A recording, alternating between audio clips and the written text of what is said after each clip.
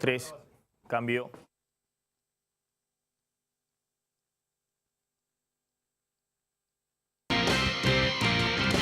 En Argentina crecen a paso firme los sectores minero y petrolero. Por eso, a la hora de actualizar sus activos, exigen un especialista. Adrián Mercado, líder en subastas industriales. Adrián Mercado, la seguridad de operar con el que sabe. Ahora, además de poder comprar de la manera más fácil, rápida y segura desde la comodidad de tu casa, también podés retirar tu compra el mismo día y en cualquiera de las más de 120 sucursales Garbarino. Garbarino, le ponemos futuro a tu vida. Adrián Mercado presenta la primera exposición de parques industriales de la provincia de Buenos Aires. Más de 60 parques industriales, montos de inversión y líneas de financiación en un solo lugar. El 13 y 14 de mayo en el Polo Industrial Ezeiza. Invita a Adrián Mercado, Gestión Inmobiliaria, líder en parques industriales. Muy buenas noches a todos, bienvenidos a Plan M Económico, el segundo programa del año. La verdad que el primer programa nos ha ido muy bien, no solamente en audiencia, sino que se generó un gran revuelo por las declaraciones acá del asesor económico estrella de Daniel Scioli, Miguel Bain, que generó todo cruce con el gobierno. Después vamos a comentar lo que ha dicho Miguel Bain, pero de alguna manera introdujo si se puede dar una discusión económica seria en campaña electoral. Y aquí tenemos para esta noche a 4 economistas que se referencian en distintos espacios políticos.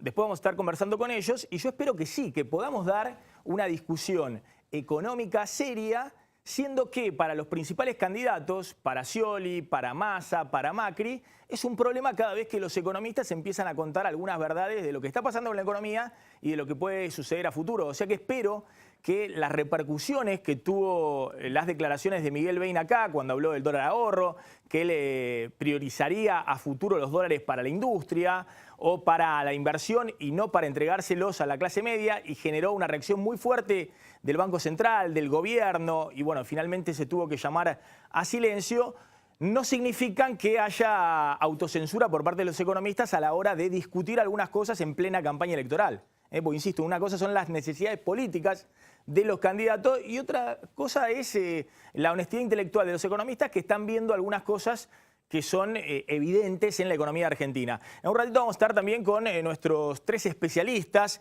con Claudio Suchovicki, nuestro especialista en finanzas, nos va a contar si la deuda en la economía argentina es baja y si Argentina tiene posibilidades o no de salir a buscar una montaña de dólares, como esperan los candidatos, en los mercados internacionales. Los dólares que faltan en la economía argentina, si se pueden buscar emitiendo títulos de deuda, buscando crédito financiero internacional. Está Carlos González Prieto, especialista en campo, y nos va a contar por qué la perita, la naranja, la mandarina y también la manzana se están tirando en las economías regionales. Están tirando montañas de fruta como si fueran basurales. ¿Qué está pasando? Y me parece que eso que está pasando en las economías regionales está mostrando también algún crujir de la economía y parte de la estrategia que está teniendo el gobierno para llegar a diciembre con el dólar clavado, con el dólar fijo. Y Claudio Slotnick, especialista en consumo, les va a contar cuáles son los engaños de las tarjetas de crédito. Pues está la seducción, la tentación de gastar todo en cuotas, pero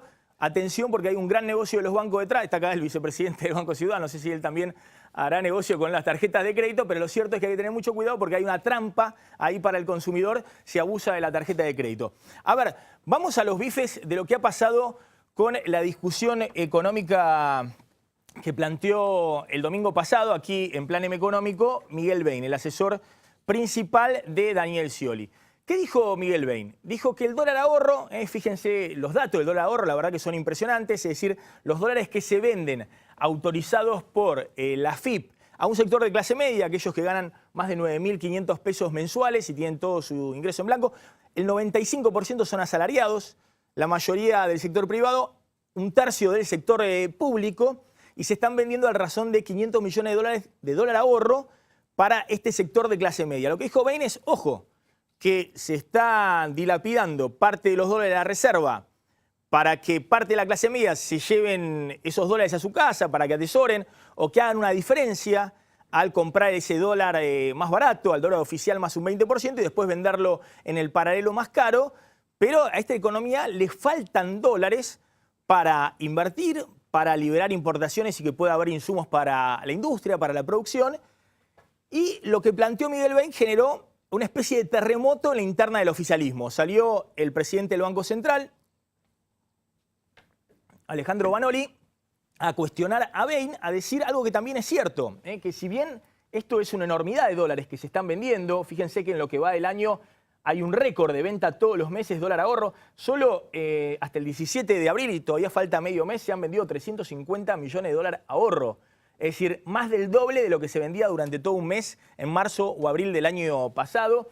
Y esta cuenta van a ser más de 5.000 millones de dólares que se van a vender a la clase media de estos dólares subsidiados del Banco Central con la autorización de la AFIP. Ahora, lo que generó esto es que el presidente del Banco Central diga, ojo que yo necesito vender este dólar ahorro porque después gran parte van y me lo venden en el paralelo y eso es lo que permite que el paralelo esté por debajo de los 13 pesitos. Es lo que le ha puesto un techo al paralelo e incluso algunas presiones a la baja. Eso achica la brecha entre el dólar paralelo y el dólar oficial y eso me genera esta estabilidad, esta sensación de estabilidad en la economía que me permite transitar la transición política sin mayores sobresaltos. Y además permite esto que los exportadores vendan sus dólares porque si la brecha es muy grande, el paralelo es muy alto, bueno, va a haber un incentivo para los que tienen los dólares, los exportadores no los vendan. Es decir, tiene razón Bain, se están dilapidando dólares, derrochando dólares por una economía que necesita reactivarse y no tiene los dólares para reactivarse y que está privilegiando los dólares para la clase media para mantener la estabilidad financiera. Pero también tiene razón Banoli, el presidente del Banco Central. No hay otra. En estas condiciones, anclaste el dólar oficial y, en todo caso, querés que baje el paralelo a través de estos dólares ahorro que te vende la clase media. Bueno, fíjense la discusión de fondo. ¿Cuántas reservas hay en el Banco Central? Estamos regalando 500 millones de dólares por mes para mantener el dólar paralelo controlado. ¿Cuántas reservas hay en el Banco Central? Bueno, la discusión es que no están las 31.000 millones de dólares en dólares líquidos que dice el Banco Central, porque hay 3.000 millones de dólares de yuanes chinos que se contabilizan como dólares y que este año van a ser otros 4.000 más, es decir, van a haber 7.000 millones de dólares de yuanes chinos. Hay una parte que es un préstamo del Banco de Francia, hay una parte que son 2.000 millones de dólares por ahora que se le tiene que pagar a los acreedores privados y no se pagó por el bloqueo del juez Griesa, pero que en algún momento apenas se arregle los buitres, eso vuela de las reservas del Banco Central. Hay por lo menos 2.500 millones de dólares de deuda con los importadores que ya compraron los insumos o los autos al exterior y no los pagaron y el Banco Central les debe eso. Acá Ratazzi la semana pasada dijo que no eran 2.500 millones de dólares, que eran 5.000 millones de dólares, pero por lo menos 2.500 millones exigibles de corto plazo. Y esto lleva las reservas a 23.000 millones de dólares reales. Pero de ahí tenés 7.000 millones de dólares que no son del Banco Central, sino que son los depósitos privados contabilizados en la Reserva del Banco Central, que está bien, lo hacen todos los bancos centrales del mundo, pero no son dólares del Banco Central para intervenir en el mercado cambiario. O sea que hay 16.000 millones de dólares. Pero hay algunos que dicen, ojo, que si el año que viene vos querés levantar el cepo al dólar, tenés 10.000 millones de dólares de vencimiento de deuda. Esto en realidad son para este año, estos 10.000 millones de dólares que los vas a conseguir. Pero por otro lado tenés 11.000 millones de dólares de utilidades y dividendos que no giraron las multinacionales a sus casas matrices porque les cerraste esa posibilidad a partir de diciembre del 2011 cuando impusiste el cepo al dólar. O sea que si levantás en algún momento el cepo al dólar, además de entregar todos esos dólares que están demandando las reservas, tenés esta cuenta también que te van a demandar las multinacionales y no te queda casi nada de reservas. Entonces, la discusión es cómo salís, cómo lográs levantar el cepo al dólar y salís del círculo vicioso en el cual cayó la economía argentina. ¿Cuál es el círculo vicioso? Bueno, que el Banco Central se financia por una montaña de pesos enorme, más de 300.000 millones de pesos este año para financiar el déficit fiscal, que a su vez se te abrió un dólar paralelo y un dólar oficial por el cepo al dólar en un contexto inflacionario. Si no tuvieras el cepo, toda esta emisión de pesos se iría al dólar, el dólar estaría mucho más alto. Pero ya esta brecha te genera que los exportadores vendan menos dólares de lo necesario. Cuando los exportadores venden menos dólares de lo necesario, tenés que frenar las importaciones para ahorrar los dólares. Cuando frenás importaciones de insumo, tenés una doble Nelson sobre la producción, Por un lado hay una caída de demanda por la caída del poder adquisitivo, por el problema del crédito que generó que estuvieran las tasas de interés más altas para frenar el dólar, pero por otro lado porque no hay producción. Si hoy se quisiera reactivar, por ejemplo, el sector automotriz, ¿y dónde están los dólares para comprar los insumos para producir más autos, como en el 2013? ¿O dónde están los dólares para comprar insumos para producir un boom de la venta de electrodomésticos, como en el 2013? No están esos dólares. Y eso genera una economía que está en un círculo vicioso y que necesita el cepo para funcionar medianamente en una situación de estabilidad. Que por lo menos este dólar oficial clavado no signifique que se te dispare, como se te disparó casi al 100% en otro momento, el dólar paralelo. ¿Cuál es el tema de fondo y que vamos a discutir ahora con 4 economistas de primera línea de distintas vertientes políticas? ¿Cómo se hace para frenar la fuga al dólar? ¿Cómo se hace para volver al peso? Fíjense lo que pasó en la economía argentina, nosotros lo contamos, tiene que ver con la inflación. Cuando volvió a la inflación, reapareció en la economía argentina una fuga de capitales, una fuga al dólar muy, muy grande. Es decir, los pesitos fueron perdiendo poder adquisitivo y la gente fue yendo hacia el dólar. 3 millones de personas, 4, 5 millones de personas que tienen poder adquisitivo, además de las empresas y demás. Pero ese sector empezó a dolarizar sus ahorros y la fuga fue impresionante, 80.000 millones de dólares que salieron del sistema, ingresaban por la soja, por las exportaciones y se fueron del sistema porque nadie se quería quedar en el peso, hasta que en el 2011 se pone el cepo, porque ya no se podía más rifar los dólares. La pregunta, y aún con el cepo, hay salida de dólares por el dólar ahorro, que fue 3.500 millones de dólares o 3.000 millones el año pasado, va a ser más de 5.000 millones de dólares este año. Pero la pregunta es, ¿cómo hacemos, no solamente para que no se vayan, apenas abras el cepo, los pesos que hay excedentes, es decir, los que tienen ahorro al dólar, sino cómo haces para los que ya se fueron, para los que tienen dólares y una cantidad enorme fuera del sistema financiero argentino, fuera del circuito económico argentino, lo traigan? Es lo que planteaba esta semana la presidenta, pero claramente no es con una advertencia, una declaración pública. ¿Cómo hacemos para que la traigan? ¿Cómo hacemos para que la vuelvan a poner en la economía argentina? Fíjense, esto es la historia de siempre, de las últimas décadas de la economía argentina. Esto es lo que se llaman los dólares fuera del circuito económico. Los dólares de los argentinos en el colchón. En realidad no están todos en el colchón. Algunos están en el colchón en las casas, otros están en las cajas de seguridad, otros están en cuentas en el exterior. Pero son dólares que están fuera del sistema financiero y el circuito económico de la Argentina. En el 92 eran 50.000 millones de dólares. En el 2001, cuando se cae la convertibilidad, ya eran 90.000 millones de dólares. Después del 2001, en el 2003, cuando asume Kirchner, eran más de 100.000 millones de dólares.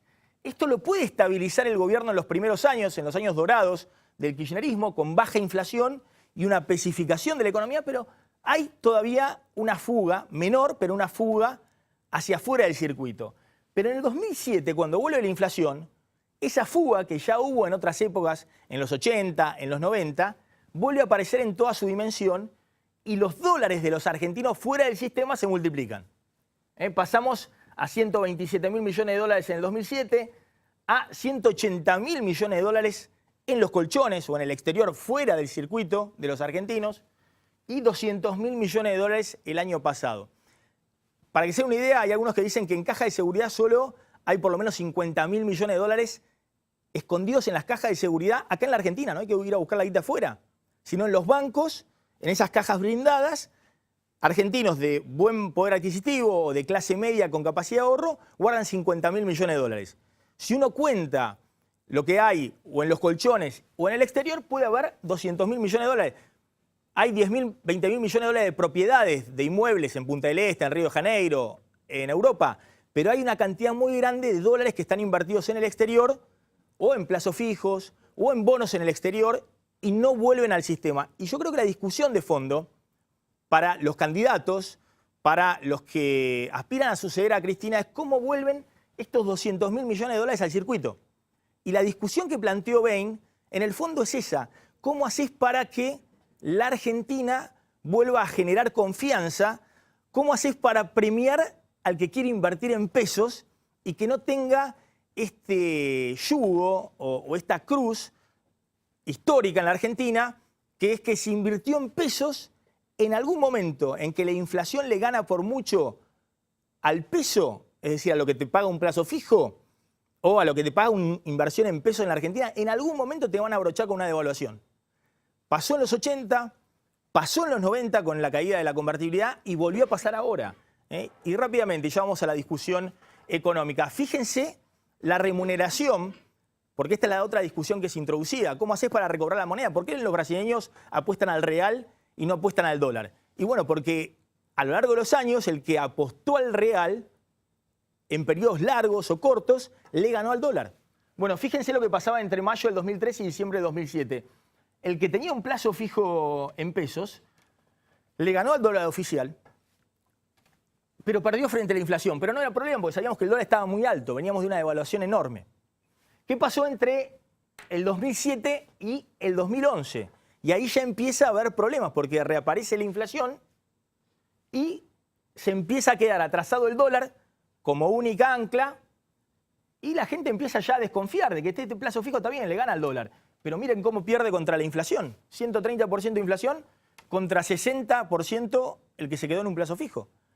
Contra la inflación perdiste en tu sabor la mitad del poder adquisitivo. ¿Qué pasa entre el 2011 cuando se pone el cepo y el 2013? Es la joda total. Son 2 años donde la economía funciona al revés. El gobierno hace un desastre en la política económica y ya lo que genera entre noviembre, entre el 2011 y el 2013, a ver, tenemos esa placa, es la próxima, lo que genera es un descalabro. ¿Por qué? Porque la inflación es casi el 60% y la tasa de interés para pagarle a los plazos fijos, al ahorrista, está por debajo del dólar oficial, muy por debajo del dólar paralelo, que es el que se hable con el cepo, y muy por debajo de la inflación. O sea que el que apostó el peso desde que pusieron el cepo hasta el 2013, perdió con todo. Lo mataron. Y el gobierno hizo a propósito esto. ¿Por qué hizo a propósito esto? Porque quería dejar muy baja la tasa de interés para que todo el mundo tuviera un alto consumo. No ahorrara, sino que fuera y comprara electrodomésticos, autos, lo que fuera. Pero mató el peso. El peso estaba por debajo, la rentabilidad del peso, frente al dólar oficial, menos de 1/3 del dólar paralelo y la mitad de la inflación. Y en el último periodo el gobierno ha tratado de acomodar un poco los melones en el camión. Está subiendo la tasa de interés para dar más rentabilidad frente al dólar oficial, pero de nuevo tiene el problema de la inflación, que ha dejado de nuevo el dólar oficial atrasado. Y la discusión de fondo es, mire, ¿esto aguanta? O en algún momento de nuevo va a haber que devaluar el dólar oficial y de nuevo esto impulsa la inflación y de nuevo estamos con esta discusión de cómo reconstruimos la moneda argentina. Vamos a discutir con 4 economistas de primera línea cómo hace el próximo gobierno ante este desafío. ¿Cómo hace para volver al peso cuando todos ya dicen que el dólar está otra vez atrasado y que el próximo gobierno está en una encerrona de tener que volver a devaluar? Mira el informe.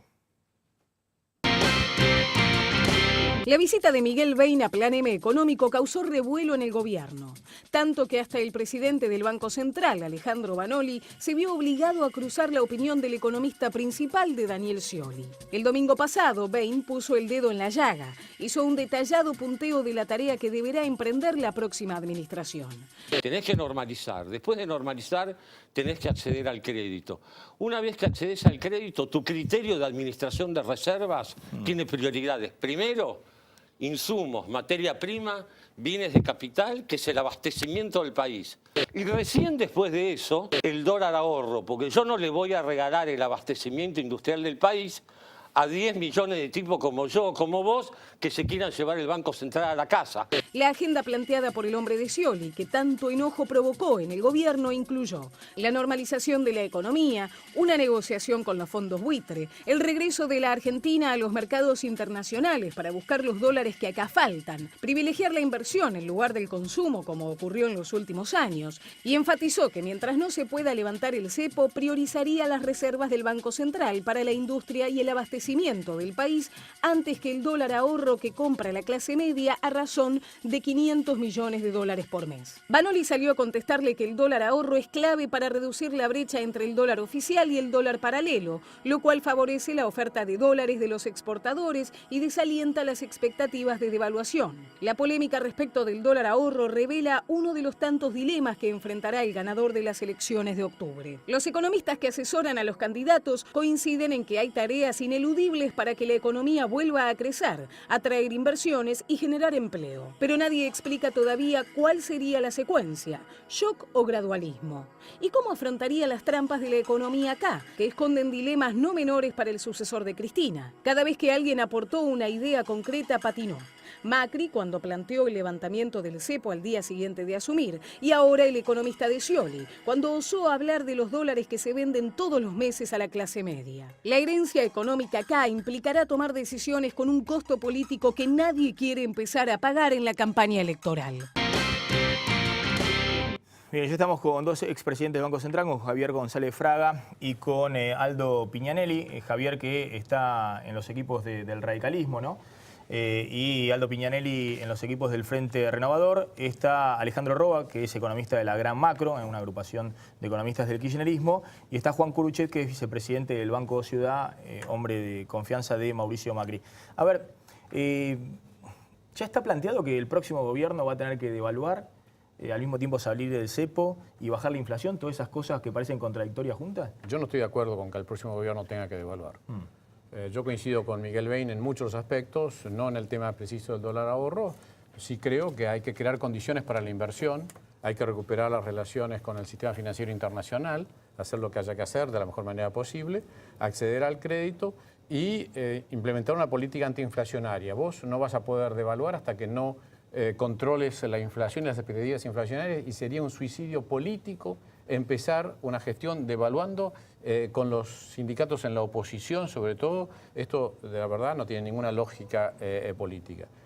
En lo que no estoy de acuerdo con Miguel Bain es que yo lo que creo, y lo que vengo diciendo hace 2 años, es habría que legalizar el contado con liquidación o el mercado financiero. Entonces, a mí lo que me parece mal es que el turismo al exterior, las compras por tarjeta o el atesoramiento vaya al tipo de cambio oficial. ¿Por qué no permiten que eso vaya a un mercado financiero legalizado? Porque no quiero empujar a la gente que necesita dólares a la ilegalidad, ir a una cueva, eso está muy mal, que haya un mercado financiero libre, y si el central tiene ganas de abastecer el paralelo, como dice Vanoli, que lo venda a 12 y pico a lo que esté, que es mucho más rentable para el central vender a 12 y pico en ese mercado que no venderlo a 8.90. Entonces eso es un parche, yo no estoy de acuerdo con un mercado desdoblado. Pero en la emergencia, hoy yo desdoblaría el mercado, daría vuelta el déficit turístico. La Argentina tuvo siempre superávit turístico, excepto en los últimos 3 años, porque la Argentina... Típico de la época de atraso cambiario, claro, también en los 90 cuando te daba el dólar. Claro, pero a 8.90 está caro Buenos Aires, entonces hay más... No viene ningún turista y lo vende a 8.90 en un banco, Exacto, sino que va y lo vende en calle Florida a 12 pesos. Son los pocos los que hacen eso. La mayoría viene con paquetes comprados, o sea, perdiste el turismo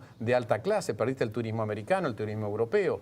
Entonces, yo creo que tenés que dar vuelta a eso. Entonces, una manera de cuidar estos escasos dólares para que el gobierno llegue bien a diciembre es, para mí, liberar el mercado financiero. Eso no genera inflación, porque sea más caro ir a Brasil, o porque sea más caro pagar regalías o dividendos, o sea más caro cancelar una tarjeta de crédito, eso no te genera inflación localmente. Entonces, yo creo, en la emergencia tomaría esa medida. Después creo que las soluciones son de fondo. La primera y fundamental es controlar las expectativas inflacionarias. Pero de ninguna manera estoy de acuerdo con los que dicen que hay que empezar haciendo un ajuste de devaluación, porque eso significa tirar abajo el salario real. Y el desafío que tenemos que enfrentar los economistas que estamos asesorando a los potenciales candidatos es pensar una manera para recuperar los equilibrios macroeconómicos sin que esta factura la paguen los que menos tienen, como fue muchas veces en el pasado. Aldo Piñanelli.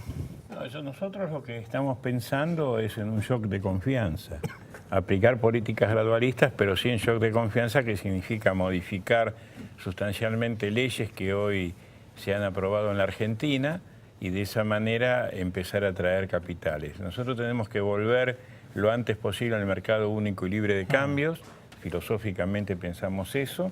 Seguramente no va a ser de un día para otro, requiere de un plan, de tomar medidas. Nosotros consideramos que en un plazo promedio de 100 días se podría estar liberando el cepo y tener un único dólar, porque las distorsiones del atraso de cambio ya sabemos lo que significa. Hoy las economías regionales ya prácticamente no tienen actividad, la actividad industrial no es rentable, la producción agropecuaria solo es rentable para los grandes tenedores de tierra y no para los pequeños y medianos productores.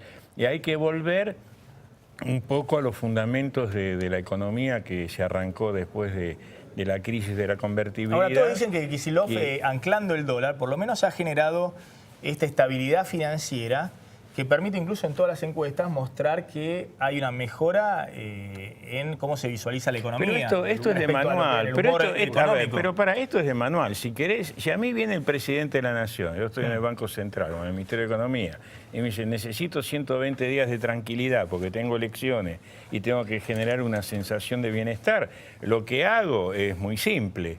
Entro a endeudar al Banco Central para capturar lo que emito para el déficit fiscal, desfinancio al sector privado productivo, no al consumo, congelo el tipo de cambio y vendo 500 millones de dólares por mes de la reserva para que el blue no se dispare. Eso se hace, pero es de corto plazo. En 120 días, 150, 180 días vas a tener un serio problema en la economía argentina porque vas a estar sin dólares suficientes, atraso cambiario, un gran déficit fiscal, desfinanciado y sin rentabilidad en el sector privado. Así que eso es un poco la paz de los cementerios lo que están haciendo, porque no pasa más nada en la economía argentina. Entonces, esto es como el tipo que se tiró de un edificio de 20 pisos. Seguramente cuando va por el 19 debe tener una sensación de bienestar, porque siente que va volando. El problema es cuando llega a la planta baja, y algún día llega a la planta baja. Alejandro Roba, de la Gran Macro. Bueno, primero que todos sabemos lo que es, digamos, hablar livianamente de una devaluación, todos sabemos lo que eso significa. Es simplemente acabar con el modelo productivo. Es justamente lo que ha pasado en el año 2014, con lo cual la economía no ha crecido. Después, me parece que un gobierno que hace 12 años que gobierna y que desde el año 2003-2004 se dijeron todas las mismas cosas que se está relatando acá, que es de corto plazo, que no puede llegar a fin de mes, que se cae de un edificio, y gobierna hace 12 meses. Quiere decir que tiene un liderazgo político que hace que sus decisiones sean tomadas por la gente y por lo que ustedes llaman generalmente los mercados.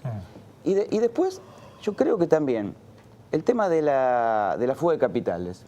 Digo, vos hablás de la inflación. Ahora, hay periodos en la Argentina, si uno ve los análisis de académicos, no hay una relación concreta de cuál es la causa de la fuga de capitales. En los 90 no había inflación y había, vos lo mostraste ahí, como 40.000 millones de dólares de fuga de capitales. Entonces, sí es cierto que cómo se ha operado sobre el dólar blue a partir del aumento de tasa de interés y la estrategia del dólar ahorro ha estabilizado el tipo de cambio.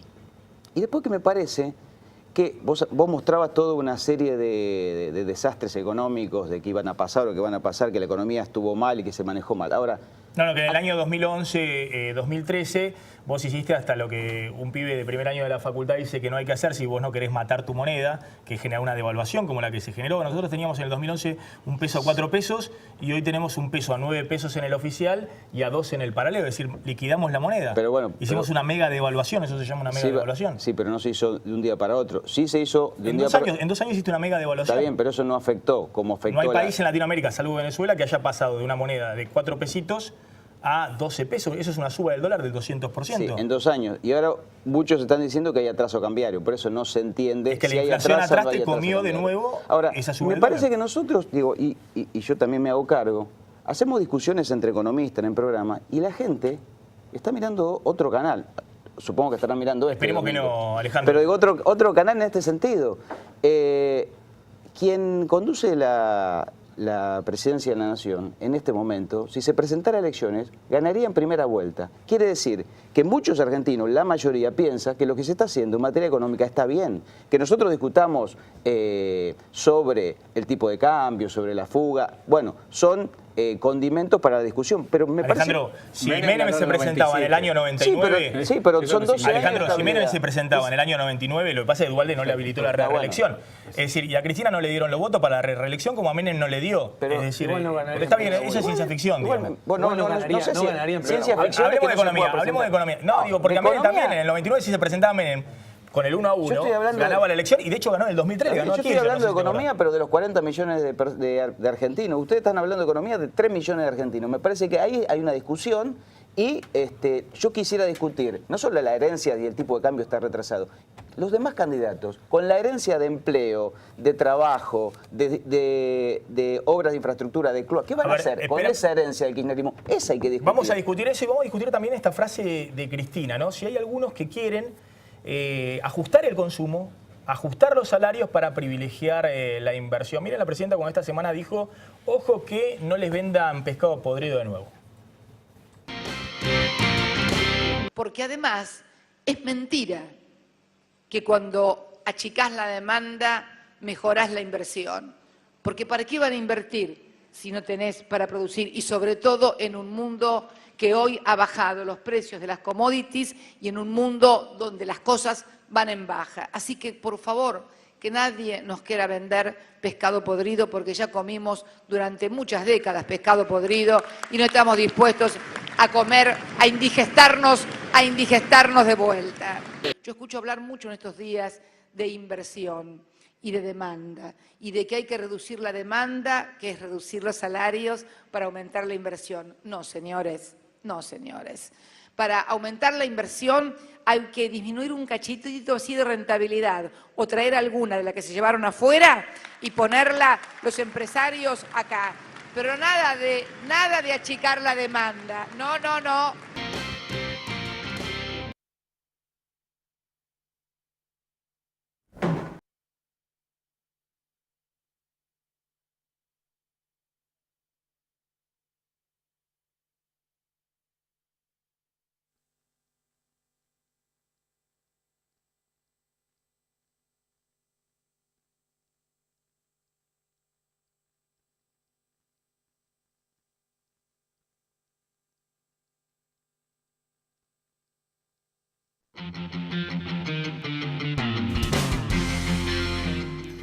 Bueno, Juan Curuchet, ¿no? El economista de Macri, ¿no? El vicepresidente del Banco Ciudad. Esto que decía Cristina, ¿no? Que hay algunos que quieren ajustar el consumo para atraer la inversión.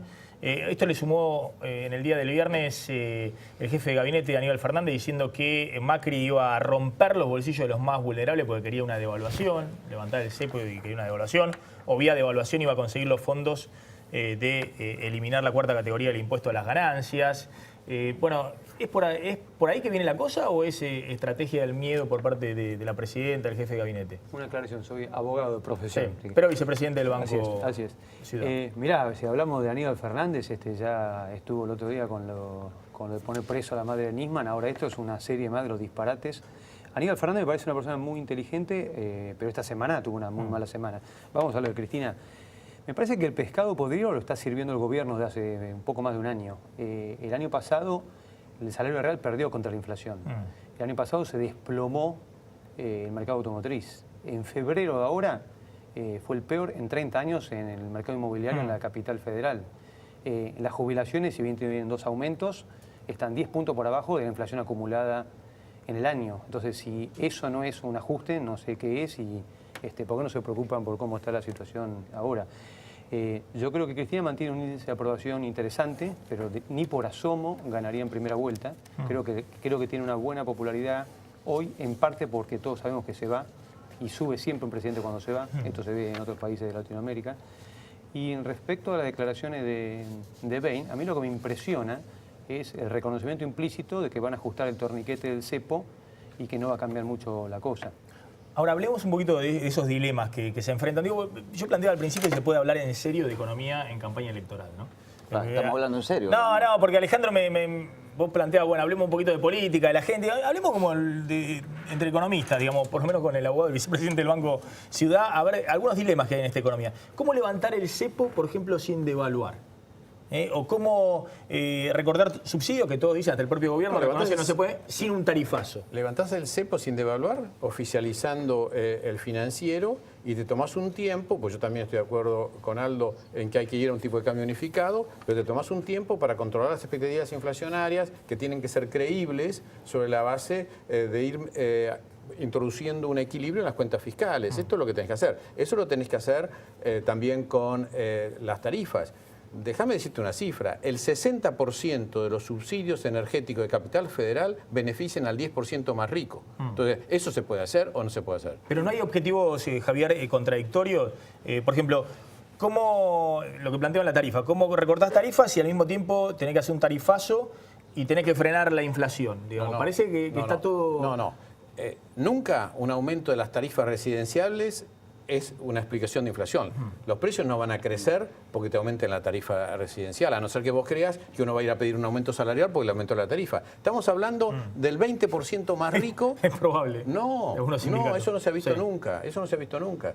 Entonces, al 20% más rico de la Capital Federal, que tiene ahí el grueso del subsidio energético, porque consumimos 10 veces más los que estamos arriba que los que están abajo en la pirámide de ingresos. Entonces ahí tenés que actuar. Y eso no necesariamente es ni inflacionario ni genera una gran caída de consumo, porque eso es a costa de ahorro, eso no enfría la economía. Eso hay que animarse a hacerlo. Hay muchas cosas que hay que hacer. No son soluciones tipo un talle sirve para todos. No, son soluciones específicas para cada problema que hay que ir reacomodando los equilibrios fiscales y externos que la Argentina perdió en estos 5 o 6 años. ¿Cómo frenar la inflación sin ajuste?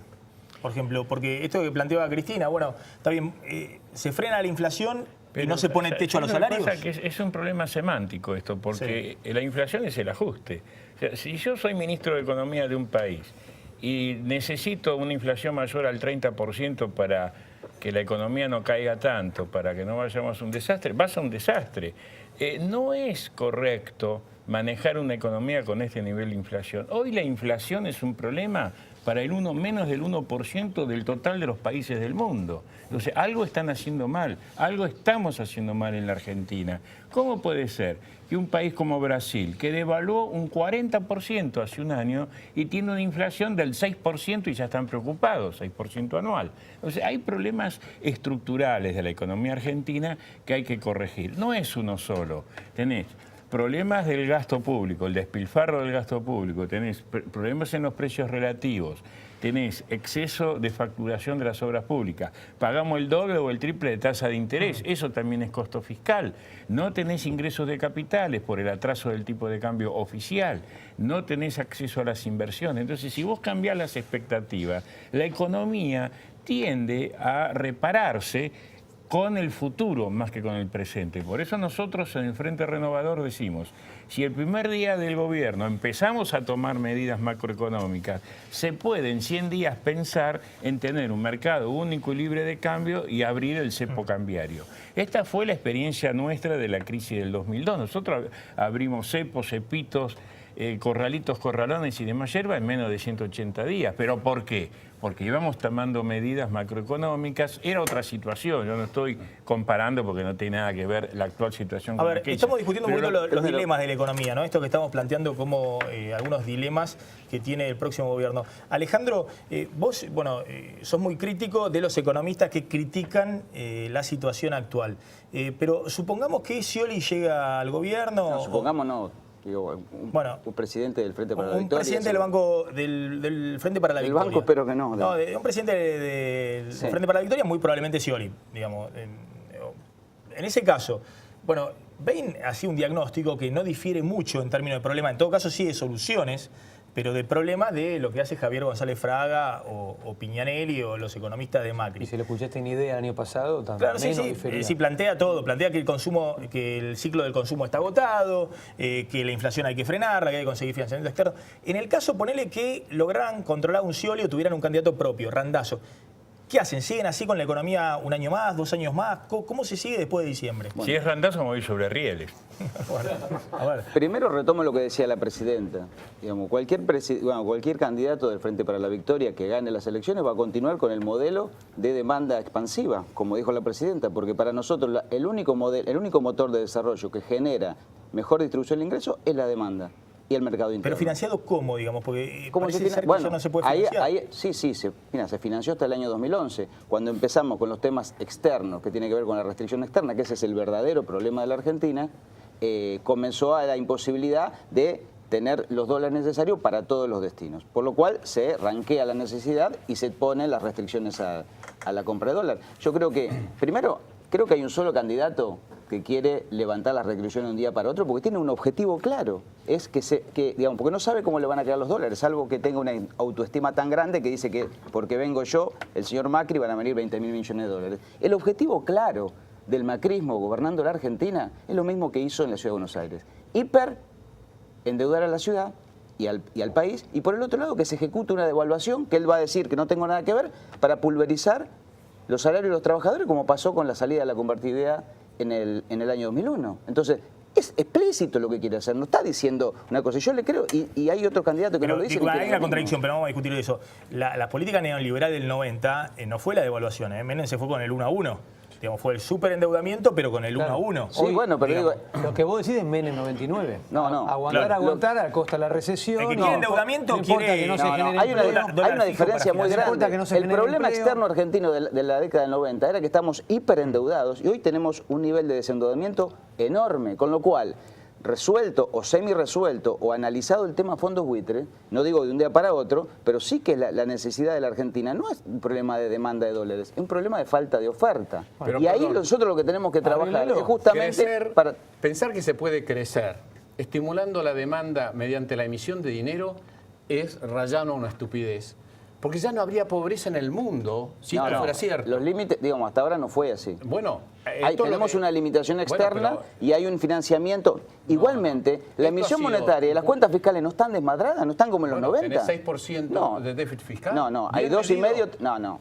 Medido como el 4% que casi tuvo Néstor Kirchner hasta el 2006. Sí. Hoy, con la misma metodología, sin ganancia de Banco Central y sin ganancia de la ANSES, porque eso es sacarte un bolsillo y pasarlo al otro, eso te da 6%. Eso es un financiamiento mucho más sano que lo que hacían en los 90, lo que se hacía en los 90. Devaluás la moneda de 4 a 9, como dice Maxi, y lo anotás eso como una ganancia de Banco Central. Esto es un disparate, eso no te lo acepta ningún contador. Las cuentas fiscales externas. Vos, Aldo, que pensás que fuiste presidente. Con lo cual, por eso funciona la economía en una estabilidad que hoy ningún economista puede explicar. Pero Alejandro, entonces la receta sería buscar financiamiento en dólares, digamos, tomar crédito en dólares, un poco lo que le criticaba Macri, es lo que haría el kirchnerismo si sigue. La demanda expansiva. Siempre es expansiva. Arcor informa que vendió menos alimento el año pasado. Entonces, todo este motor de consumo, hace unos años era real, hoy no existe más. Hoy no existe más, estás hablando de hoy no estás enterado, pero en el Estado cuando hay, como el año pasado, la estabilidad económica del año pasado, cuando todos decían que iba a haber hiperinflación, hiperrecesión, que se desmadraban el sector automotriz, ahora están invirtiendo en el sector automotriz. Acá hay un Estado presente que en la situación como el año pasado salió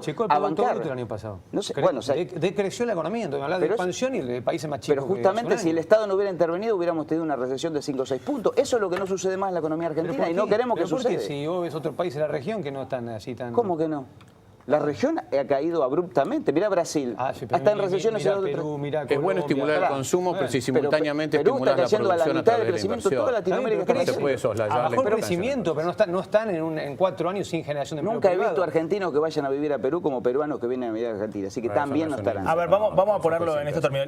Digamos, la receta del oficialismo, si sigue en el poder, sería buscar un financiamiento externo para seguir financiando cierto nivel de actividad y de consumo. Financiamiento para la inversión, no vamos a salir alegremente como quiere el macrismo a endeudar a la Argentina como hizo en la ciudad. Esto es muy simple, si gana Scioli va a seguir Kicillof.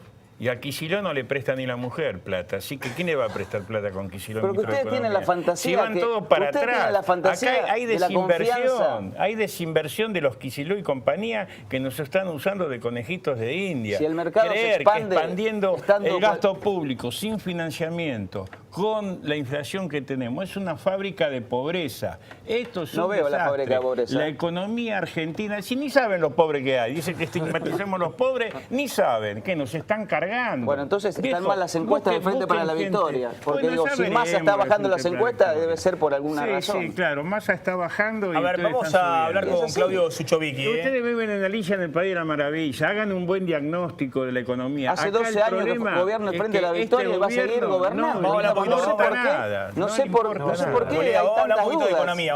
Después los invito para Plan M y se agarran con todo. Ya le ganamos en el 2013. Se tiran con la boleta de... Gracias a Sergio Massa no hay reelección en la Argentina. Después hablamos un poquito de... Lamentablemente. En la semana del Plan M hablamos de política y demás. Hablamos un poquito de economía. Está Claudio Suchovicki, nuestro especialista en temas financieros. Bueno, Claudio, han discutido todos que la llave está en buscar los dólares afuera, conseguir financiamiento. Argentina está endeudada, mucho, poco, tiene posibilidad de buscar ese crédito externo. La posibilidad la tiene, déjame dividir la pregunta en tres. Capacidad de pago, para mí Argentina la tiene. De hecho, déjame ser honesto públicamente, mis ahorros están en bonos argentinos, con lo cual creo que tiene capacidad de pago y creo que lo va a hacer, ¿sí? Sobre todo los vencimientos que tiene ahora. El segundo... Si vos sos un acreedor de Kicillof, de todos bodenes, nosotros, digamos, tampoco un acreedor tan de largo de plazo, Argentina. pero tengo bodenes y hablo desde ese punto de vista como acreedor, si querés, hoy de la Argentina, chiquito. Sí. El segundo punto, primero capacidad de pago, que ahora discutimos. Segundo, voluntad de pago, que creo que casi todos los candidatos la manifiestan. Y después el problema es la logística de pago, si puedo hacerlo o no. El primer punto es levantar el cepo o no, necesitas los dólares de afuera, creo que eso estamos de acuerdo todos, necesitas salir al mercado. ¿Cuánto debe la Argentina hoy? Más o menos 250.000 millones si meto toda la deuda. ¿No está contemplada la de los fallouts? Porque no lo suma, Argentina no lo considera, tarde o temprano van a arreglar y eso lo tengo que sumar. Al mismo tiempo, si lo comparo con el PBI, la verdad que tiene mucho espacio para salir a tomar Es esto que plata. estamos viendo en ese gráfico de barras, que el endeudamiento de Argentina en términos del PBI se ha reducido drásticamente. 42%. Ponele que sea muy agresivo, pero muy agresivo. Y diga, no, Argentina debe más, el PBI es menos porque no lo tomo con dólar oficial. Castigo ese cálculo. Igual, la verdad que con respecto al PBI me da bajo. Esto tiene que ver con las quitas del 2005 y del 2010. Le pagaste el fondo, no hubo emisión nueva. Y la última emisión, como bien dijo Alejandro, fue interna y los tenedores de deuda están mucho en pesos a través del Banco Central, ANSES y demás, y con ellos es más fácil negociar que con otros acreedores. El segundo punto es que gran parte de esa deuda está en organismos nacionales. Desde ese punto de vista, por eso digo, no creo que haya capacidad de pago y Argentina tiene posibilidad de salir a buscar 20, 30 mil millones si el mercado compraría. Pero tiene un problema de logística, que para mí es el dato de esta semana. La logística hace que se tiene que financiar en el mercado interno. ¿Qué hizo? Emitió letras de tesorería. ¿Sí? En realidad emitió los bonos, BONAC. Estos bonos terminó emitiendo 2 tandas, más o menos 6.000 millones de pesos.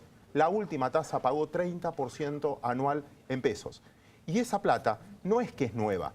Hay gente que canceló plazos fijos, lo que se llama clouding up, ¿sí? Finalmente, desplazamiento de otras inversiones que van a esto. Entonces, vos estás financiando al Estado, pero desfinanciando un montón a pymes u otras empresas que dejaste de hacer ese plazo fijo e ir para allá.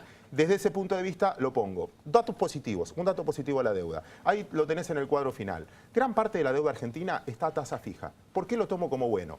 Uno de los riesgos que tiene el mundo internacional hoy es una posible suba de tasas en Estados Unidos. ¿Afecta a la Argentina? No tanto. Era el gráfico anterior. El 80% de la deuda argentina está a tasa fija. Con lo cual le afecta como mercado, pero no tanto en lo particular. Afecta mucho más a Brasil. El 86%, bueno, ahí está, perdón, decían tasa fija, el resto está a tasa variable o con ajuste por ser. El segundo punto, el 60% de la deuda argentina está expresada en dólares. Le sumo las últimas colocaciones dólar link. La salida del cepo, si tarde o temprano es con corrimiento cambiario, tengo que tenerlo en cuenta, porque la deuda argentina también va a estar afectada desde ese punto de vista. En pesos, ¿y a quién le debo dinero? Para mí no es menor, lo pongo adelante, por eso confío y llego teniendo bonos. Es importante a quién le debes plata. Si le debo a las compañías de seguros, al ANSES, al Banco Central, cuando venga el bono en 15 o lo que fuera, lo puedo refinanciar. Lo voy a refinanciar mucho más fácil que si tengo que sentarme con otros. Lo que sí es inevitable, y creo que salió en la mesa también, es para venga la plata afuera, inevitablemente vas a tener que cerrar el tema de logística y tener que arreglar con los fondos buitre. No, bueno, eso lo decía Miguel Bain. Miguel Bain decía hay que tomarse 3 meses. Es decir, ¿por qué digo Miguel Bain? Porque es el economista del principal candidato del oficialismo. Es decir, todos coinciden en que tenés que cerrar con los fondos buitre. El tema es en qué condiciones cerrás. Si lográs una quita, no lográs una quita. Y ojo que el próximo gobierno tal vez está más debilitado porque todo el mundo sabe que necesita cerrar para conseguir ese financiamiento. Por eso me asusta y es bueno tocar estos temas el hecho del exceso de expectativa de cambio, porque el que viene no es que sale al mercado y va a venir plata porque soy simpático o por lo que arreglo con los mercados. Hay ciertos problemas de logística que es la conclusión que tenés que arreglar. A ver, otro punto para nuestros invitados que plantea Carlos González Prieto. ¿Le gusta el logo de Plan M Económico? Me encanta, por eso me pongo acá. ¿El Plan M Económico porque se habla de economía o porque es menos producción, es económica no, la producción? No. Y no hay economía, al contrario. Mirá la producción que tenemos. Mirá la producción que tenemos. Verdad. Que tenemos la manzanita. Mirá lo que cuesta, una manzana, una naranja y una pera. Este es el otro tema, lo que hablaba Piñanelli y Javier González Fraga, ¿no? Está fijando el dólar para estabilizar la situación económica. La inflación subió desde que devaluaste el año pasado 40%, el dólar oficial subió 23%, ya estás nuevamente detrás de la inflación. ¿Eso genera problema en las economías regionales? entre otras cosas, por eso están tirando la fruta, Carlos. Agregale, perdón, Sí. agregale que no está en ese gráfico, que además el dólar en ese periodo se ha fortalecido en todo el mundo. O sea, los países contra los otros competimos han devaluado. Brasil, a quien le vendemos la manzana, devaluó. O sea que, aunque le haya empatado con la inflación, tenés que considerar que esa manzana en Brasil es mucho más cara. Bueno, eso lo mostró Suchovicki la semana pasada, que en los últimos 6 meses el dólar en los países de la región subió más que en la Argentina y la inflación fue 1/3 o 1/5 de la Argentina. O sea, Ahora, yo no entiendo por qué ningún economista, bueno, es abogado, el vicepresidente del Banco, Lo salvan porque es del abogado. Banco Ciudad, nombra o enfrenta la palabra devaluación. Si todos están de acuerdo en que hay un retraso cambiario. Salió Nielsen a hablar de devaluación, casi se lo comen crudo. No, ¿Cómo pero se hace para darle competitividad? Pero Carlos, deja eso para nosotros, porque sabemos que la devaluación es 3 meses de más inflación y ya no... Pero ¿cómo se hace, Maxi, para darle competitividad? Ahora lo vamos a discutir con los economistas. Sin devaluar. Bueno, pero ahora vamos a discutir con los economistas, pero lo que ha demostrado la devaluación del año pasado, que una devaluación sin plan no te sirve de nada, mejor no la hagas. Desbarranca. Una respuesta te dieron es fiscal. Hay muchos incentivos fiscales que podés hacer. Devaluás y a los 6 meses la inflación te comió la devaluación y tenés que volver a devaluar. Y Argentina no puede estar devaluando todos los años porque desaparece tu moneda. Pero bueno, ¿qué está pasando con la Sí, fruta? vamos a lo que me compete, que tiene que ver con el campo, con las economías regionales que están crujiendo, Maxi. Prácticamente no hay producto de economía regional que esté ganando plata por estas horas. ¿Cómo será? ¿Qué es esa foto? ¿Están que tirando no solamente, esa es una foto en Mocoretá, en la provincia de Corrientes, un basural donde están tirando la naranja, ¿no? Porque le pagan 30 centavos por kilo al productor y si tiene que trasladarla entre el flete y lo que tiene que pagar por el empaque, le Un conviene kilo de esta tirarla. naranjita es 30 centavos para el productor. Exactamente, y yo la compré hace un ratito nada más a 8 pesos. A 8 pesos el kilo. En la verdulería. Y, Pero y el decía, productor por cada kilo de naranja se lleva 30 centavos. 30 centavos en el mejor de los casos. Sí. La están tirando, esa es una foto real, imagínate. Decía, ¿cómo será de crítica la situación? Que no solamente Federación Agraria, Sociedad Rural se quejan, sino entidades que siempre fueron muy cautas a la hora de exponer los problemas, como por ejemplo CAME, que salió a poner las cartas sobre la mesa, la entidad que preside Cornide, y a alertar sobre esta situación. La COPAL, que está Molinos, La Serenísima, todas las industrias, por nombrar algunas. ¿Qué está pasando entonces? Más allá del lobby que hace la COPAL, OCAMI y demás, ¿qué pasa entonces con el problema de la fruta? Vamos a enfocarnos en el tema de la fruta. En el tema de la naranja hay una sobreproducción de naranja. Por otro lado, se devaluaron los mercados donde iba esa naranja, como decían recién. Europa devaluó, Brasil devaluó, Rusia devaluó. Y la naranja no es competitiva a este tipo de cambio, entonces sobra. ¿Qué pasa con las peras y manzanas? Lo mismo, es decir, los ¿No mercados... la pueden vender en el mercado local? Lo que pasa es que es 1.400.000 toneladas se producen de peras y manzanas, 500.000 se exportan, 500.000 van a la industria y 200.000, 300.000 van a la mesa de los argentinos. ¿Qué está pasando con las peras y manzanas, Maxi? En el Alto Valle están quedando en las plantas sin cosechar directamente porque no es negocio. No pagás con lo que te paga la industria el costo de recolectar un kilo de perita fruta. Al productor le pagan $1,60. $1,60. Y después esta la conseguís un kilo de 18. 18 pesos en un supermercado. Exactamente. Y la manzana... La manzana 1,80 en el mejor de los mundos. 1,80 le pagan, le pagan al productor. Le pagan al productor. Y en el supermercado la conseguís 25. 25 pesos. Además, de lo terrible de la crisis, cómo están distorsionados los precios en el mercado doméstico. Y como si todo esto fuese poco, los que trabajan, la gente que labura, dice, yo quiero que me ajusten, porque a mí qué me importa que te vaya mal. Cuando te va bien, llévate la plata, pero yo laburo y necesito un ajuste del 35%, ¿querés? Bueno, eso también mete tensión en esta parte de las economías regionales y provoca una crisis y un caos total en regiones donde dependen mucho de esto, como el Alto Valle o como Corrientes. Un ratito Claudio Slotnik que va a hablar de las tarjetas de crédito. Pero ¿esta es la economía real? ¿Está habiendo verdaderamente estos problemas en las economías regionales? Sí, a esto hay que darle soluciones fiscales, porque todas esas economías están pagando además el 5% de retención. De retención. Sí, pero no cobran puntualmente los reintegros, no reciben el IVA puntualmente tampoco. O sea, hay una cantidad de soluciones fiscales para empezar a arreglar el tema. Cuando uno dice devaluar, es devaluar en términos reales, es devaluar por encima de la inflación. Para poder hacer eso, tenés que previamente controlar la inflación. Y después vamos a ver cómo queda en un balance externo. Si no, no devalúes. Exacto. Bueno, mira lo que hizo el gobierno. Si no es un Rodrigazo. Subió el dólar 23% y ya la inflación en poco más de un año fue 40%. Por eso. Igual ahí hay un problema también que no tiene que ver con los precios, sino tiene que ver con las cantidades. No es solamente un tema de competitividad precios, sino es un tema de que tanto Brasil como Europa, que es el mercado de mayor demanda de las peras y las manzanas del Alto Valle, está planchado, digo, no es un problema. Tal vez si tuvieras mayor competitividad de precios, tampoco le venderías una manzana o una pera a... Pero estarían mejor porque estarían cobrando por lo menos neto el precio y no con la retención como están pagando. Pero no estarían vendiendo más, estarían vendiendo menos o lo mismo a más precio, que es lo que pasa también con la devaluación de los commodities. Al final están pidiendo una devaluación... Es un tema puntual muy complejo, pero tenés industria vitivinícola que está golpeada, aceituna, la zona de rindes agrícola de menor rinde, más periférico, tiene un costo logístico muy alto. Lo que él describe además te expone los brutales costos logísticos y de intermediación y comercialización en la Argentina. Pero, ¿y qué harías vos para mejorar eso? ¿Qué haría Macri? Por supuesto, hay que abrir la economía, quitando todo este tema de pedir permiso para cada cosa, como le gusta a ustedes, donde te sacan un poco, después te regalan otro y les encanta gobernar así. No entendí nada. A ver, vamos a otra cuestión de fondo, ¿no? El año que viene se puede crecer. Otra de las cosas que planteaba Bain la semana pasada era, miren que el año que viene va a ser un año tampoco, tal vez de estancamiento, esta idea de que llueven los dólares, como dice Suchovicki, se pueden conseguir 20.000 millones de dólares en el mercado de financiamiento. No es que salís despegado porque cambió el gobierno, porque ya no está Cristina, porque hay un cambio de humor social. No, se va a poder crecer sobre la base de la inversión, no del consumo. No, yo no pienso así. Pienso que hay una cuestión medio optimista de algunos que dicen, no, cambió Cristina y ya está. No, pero el optimismo tiene... Solucionan el dólar, la inflación... El optimismo tiene razón de ser.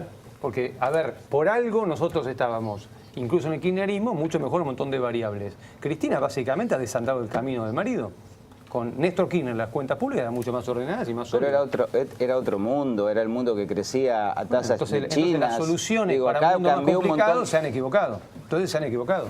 Mira, no me parece que se hayan equivocado por los números de preferencia del electorado. ¿Vos considerás que el año que viene es un año para poder retomar una senda de crecimiento? Es un año de cambio de expectativas, el crecimiento nunca se retoma de un día para otro, pero cambiando las expectativas cambia el humor y comienzan a tomarse decisiones de más de mediano y largo plazo, tanto en el consumidor como en el industrial.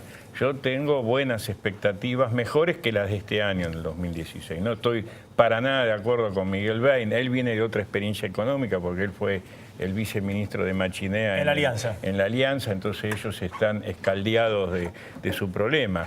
Nosotros en el 2002 teníamos un Crosinac, que es el traslado de la devaluación a los precios, que fue un éxito rotundo, 300% de devaluación y 40% de transferencia. Pero había 20% de desempleo, había mucha capacidad ociosa. Todo lo que vos quieras. Hoy también hay casi un 20% entre subempleo, empleados fuera de convenio, en negro y lo que sea, también tenés problemas. Lo que yo te quiero decir es lo siguiente. Decime. Si vos tomás decisiones macroeconómicas correctas, planteás hacia dónde vas, buscás un consenso con todos los sectores, consensos con los sindicatos, con los empresarios, el Estado, las cadenas de valor, estamos en condiciones de sacar esto adelante. Como yo soy peronista, creo en ese tipo de acuerdo. Nosotros tenemos la potencialidad de convocar a los sectores que podemos decir, vamos con este plan, este es el esfuerzo y mostrárselo claro. Hay una oportunidad, hay que hacerlo y no son muchos los caminos que nos quedan. Argentina no transita por una Panamericana de 9 manos. Vamos por la vieja Ruta 9, que si te desvías un poco el camión que viene de contramano te pasa por arriba. Seamos por favor un país normal, hagamos las cosas que hacen los otros países latinoamericanos, acá la Venezuela que es otro problema, pero desde México hacia abajo le está yendo bien a América Latina con problemas puntuales, como puede ser el caso de Brasil, que está en un proceso político de transición. Pero todo el resto de Latinoamérica sigue creciendo, sigue teniendo flujo de capitales, aprovecharon los últimos 10 años, todos duplicaron por 10 las reservas del Banco Central, todos tuvieron inversiones, Argentina no lo tuvo. Y esto es lo que hay que recuperar. Les dejo picando esta pregunta para cerrar, ¿no? La discusión de cómo se hace para recomponer el poder adquisitivo de los salarios, al mismo tiempo bajar la inflación, reactivar la economía, es decir, todo porque nadie va a querer perder cuando está la inflación dando vuelta. Pero espérenme un segundo, miren este informe sobre tarjeta de crédito y va a presentar el tema Claudio Slotnick. A la hora de pagar con la tarjeta de crédito, 6 de cada 10 argentinos prefieren las cuotas. No solo porque así liberan el presupuesto familiar. En una economía con alta inflación, la apuesta de los consumidores es que las cuotas sin interés se vayan diluyendo con el paso del tiempo. En marzo, los gastos con tarjeta sumaron 24.000 millones de pesos, un 44% más que durante marzo del año pasado. Pago de servicios públicos, compras de alimentos en supermercados, indumentaria y artículos para el hogar aparecen como los rubros principales para abonar con los plásticos. Además, cada vez adquiere más relevancia el turismo, tanto para la contratación de hoteles como pasajes. Sin embargo, las tentadoras cuotas pueden ser un arma de doble filo, sobre todo si al llegar el resumen de la tarjeta el cliente no cancela el total, opta por pagar el monto mínimo y financiar el resto a tasas exorbitantes. La cuenta final puede ser mucho más cara de lo imaginado y un excelente negocio para los bancos. ¿Cuáles son las alternativas para escapar a esta trampa a los bolsillos? A ver, Claudio Slotnick, para enunciar el tema, si hacemos el cierre con los economistas. Bueno, acá el tema es, bueno, cuando vos tenés que hacer un gasto, tenés que sacar la tarjeta de crédito, puede ser muy tentador hacerlo en cuotas. Entonces existen distintos escenarios, distintas opciones que tiene el consumidor, empezando por la que hoy se pone de moda, que es, bueno, venga, consuma y yo le financio a tasa de interés cero. 12 cuotas, tasa cero.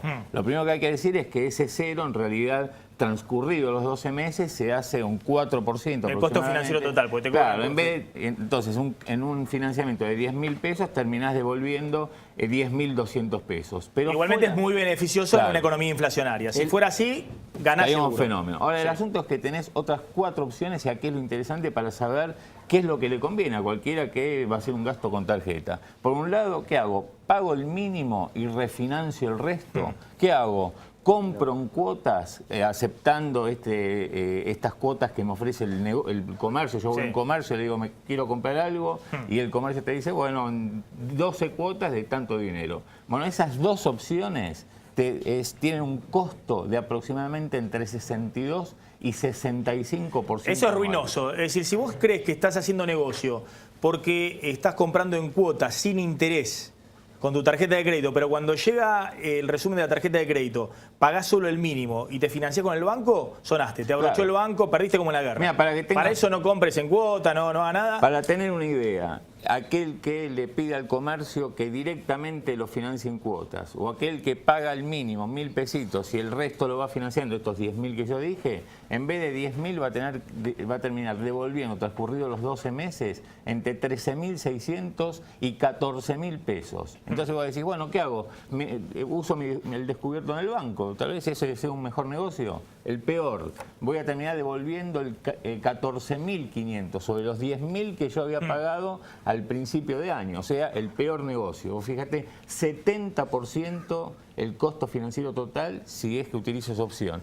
Lo mejor, además de la tasa cero, sacar un préstamo personal. ¿Por qué? Porque está regulado y los bancos tienen un tope para cobrar y en vez de esos 10.000 pesos se me hacen 12.800, no, ni 14, ni 14.500, y si bien es una tasa de interés alta, elevada, le gana el resto de las opciones. Si no puedes pagar el mínimo de la tarjeta de crédito, saca un préstamo personal. El propio banco va a pagar el mínimo de la tarjeta, no te financies con la tarjeta, ni con las cuotas que te dan algunos comercios que son cuotas usurarias. Una simple recomendación para la gente, cuando les llegue el resumen van a ver que algunos bancos empezaron a poner lo que se llama el plan B corta. ¿Eso qué significa? Que te dan la opción de pagar 3 cuotas sin interés y refinanciar el resto. Hay que llamar por teléfono al banco y adherirse a eso. Eso conviene. A ver, vamos a hacer el cierre. Javier González Fra, dejamos picando esa pregunta. ¿Hay que ponerle un techo a los salarios? ¿Se puede hacer todo junto? Es decir, recomponer el poder de compra, levantar el cepo, reactivar la economía, todo junto el año que viene. Todo pasa por crear condiciones para la inversión y la generación de empleo. No hay solución. El cepo que a mí me preocupa no es el cambiario, es el cepo al trabajo y el cepo a la inversión que se ha puesto en este gobierno. Está recontragotado el modelo de estimular la economía vía el consumo. Eso no da para más. Y creo que lo que hay que hacer es volcarse a generar condiciones para la inversión y para aumentar la producción. Eso te va a generar empleo privado que está estancado para atrás de hace 2 o 3 años. Y eso es lo que te va a reactivar el salario, la capacidad de compra. Yo no creo en la devaluación porque no creo en la solución de bajar el salario real para salir de este problema. Sí creo que hay que recuperar la relación con el resto del mundo en aspecto comercial y financiero, destrabar la economía y crear condiciones, sobre todo de la mano de lo fiscal, para que haya inversiones en nuestro país. Aldo Piñanelli. Yo creo que se necesita un gran acuerdo, un gran consenso entre todos los sectores económicos y los partidos políticos, fijar políticas de Estado y sacar a la Argentina de este letargo y ponerlo en objetivos de ir bajando la inflación a la mitad del primer año de lo que se herede, a menos de la mitad en el segundo año, en el tercer año estar en 3-4% anual de inflación, como lo está Bolivia, Paraguay, Chile, Uruguay, y necesitamos, y acá termino, un shock de confianza y de inversiones. Es la única manera de salir adelante. Estamos cerrando, ya está llegando Chiche Hellblum al aire de Canal 26. Alejandro. Bueno, primero que no creo que haya que esperar el año que viene para ver que la economía se esté expandiendo. Si los salarios y las paritarias están cerrando por arriba de la inflación que se está desacelerando, nosotros pensamos que este año va a haber un crecimiento económico leve, pero un crecimiento en fin. Y en cuanto a la inversión, este gobierno fue el gobierno que llevó la inversión más alta en toda su historia, más del 20% del producto. Y justamente fue por lo contrario que se dice acá. Se expandió la demanda y eso generó la inversión. La única forma de que venga inversión no es las expectativas de no sé qué cosa, es el consumo interno y eso se debe expandir para que venga la inversión. 20 segundos, Jurichet. El salario real va a volver a crecer si bajamos la inflación y recuperamos la inversión. Acá Alejandro lo acusa a Mauricio Macri de tener autoestima alta. Mauricio Macri cree en la creatividad, la producción y el futuro de los argentinos. Y eso es lo que vamos a hacer y por eso estamos diciendo que estos problemas se van a arreglar ni bien asumamos. Un auspicio muy breve y nos despedimos. En Argentina crecen a paso firme los sectores minero y petrolero. Por eso, a la hora de actualizar sus activos, exigen un especialista. Adrián Mercado, líder en subastas industriales. Adrián Mercado, la seguridad de operar con el que sabe.